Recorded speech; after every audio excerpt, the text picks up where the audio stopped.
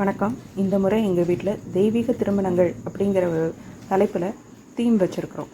முதல்ல ஆதிபராசக்தி மும்மூர்த்திகளை படைக்கும் பொழுது ருத்ரனும் சரஸ்வதியும் அண்ணன் தங்கச்சியாக வந்தாங்க.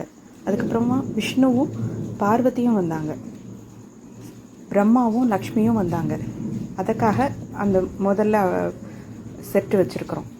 அதுக்கு அடுத்ததாக பிரம்மா கல்யாணம். சரஸ்வதியோட அண்ணனா ருத்ரனும் அம்பாளும் அவங்களுக்கு சீர் எடுத்துகிட்டு வந்திருக்காங்க. சரஸ்வதியோட குரு ஹயக்ரீவருங்கிறதுனால அவங்கள வச்சுருக்குறோம்.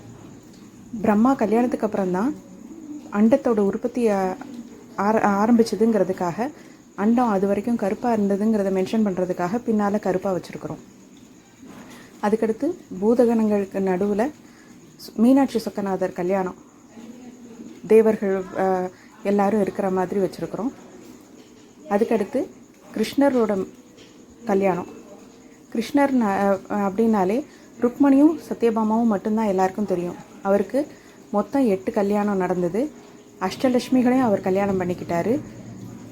அதில் ஜாம்பவதியையும் நப்பின்னையையும் நாங்கள் இங்கே மென்ஷன் பண்ணியிருக்கோம். ஜாம்பவதி அம்மாவோட சிவகாசி திருத்தங்கள்ன்ற ஊரில் நின்ற நாராயண பெருமாள் கோவிலில் தரிசனம் தருவார். ஜாம்பவானோட மக ஜாம்பவதி. அதுக்கப்புறமா நப்பின்னை யசோதாமாவோட அண்ணன் பொண்ணு, மாமா பொண்ணை கல்யாணம் பண்ணிக்கிட்டாரு. தெரியாத கதைகளை வெளிப்படுத்தணுங்கிறதுக்காக மாற்றி இப்படி வச்சுருக்குறோம். அதுக்கு அடுத்ததாக வாராகி அம்மா பைரவரோட மனைவிங்கிறது நிறைய பேருக்கு தெரியாது, அதனால் அதை வச்சுருக்குறோம்.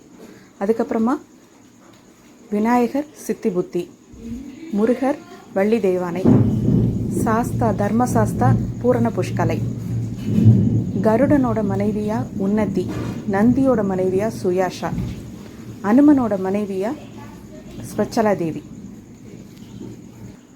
இதில் அனுமருக்கு கல்யாணம் ஆனது நிறைய பேருக்கு தெரியாது. அனுமான் சூரியனோட மாணவர்.